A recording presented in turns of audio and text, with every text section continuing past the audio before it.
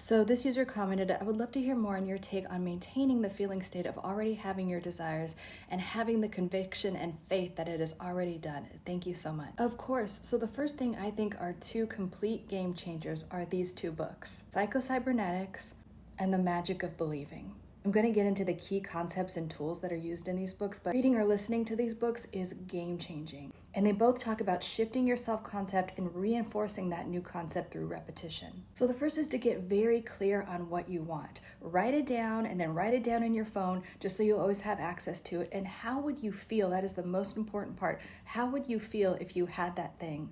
Then you're going to practice that feeling state as much as possible because you're literally going to rewire your brain and nervous system by saturating it with new thoughts and feelings, which will heighten your conviction and faith because you're literally creating new neural pathways.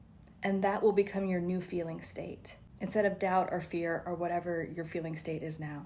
And I also recommend using mantras as if it's already happened. Like I love having my dream house and my dream body. I love always having this number or more in my bank account. And as you're saying these things out loud, feel into it. Put a reminder on your phone to say these every hour or as often as possible. The other thing is that you have to train your mind to completely forget the past. A lot of people get held up in like, oh, it's always been this way. Can't see how it's going to change. That's not your responsibility. You don't have to worry about the how. So the past doesn't exist anymore. From this point forward, you're creating your future by feeling into your future now, as if it's happening now. And it's been scientifically proven now that the cells of your body are always listening to your thoughts and responding to your feelings. And your health is one of the easiest things to change.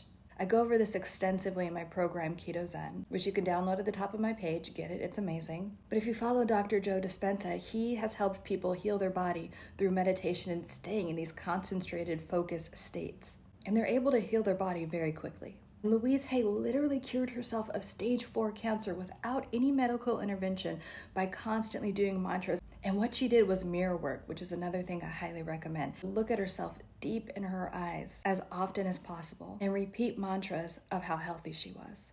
I love how healthy and radiant I am. She would also always say, I love you to herself because she was aware that she had cancer because she was storing unresolved childhood trauma in her body. And she completely cleared it by changing her thoughts and feelings about her health.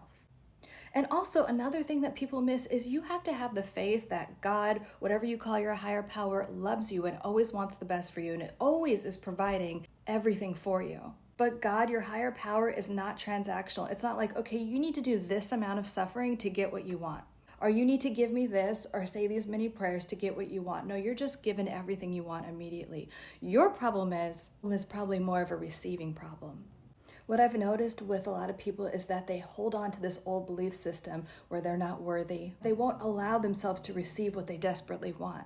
So it's more of a receptivity problem. The past version of you is still in the driver's seat, like, oh, I can't have that, it's never gonna happen. Again, put the past in the past. Allow yourself to receive all that is for you. If you have a desire, it was divinely placed in your heart and you're meant to have it and you already have it. So get into the receptive mode, as Abraham Hicks calls it.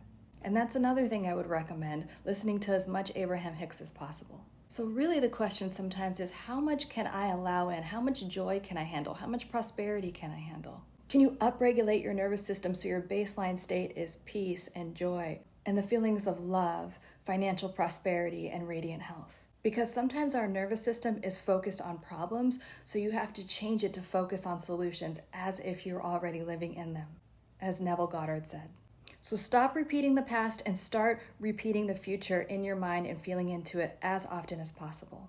So relax, get excited, and allow yourself to receive all that you've already manifested. You're worthy of it because it was divinely placed in your life for you.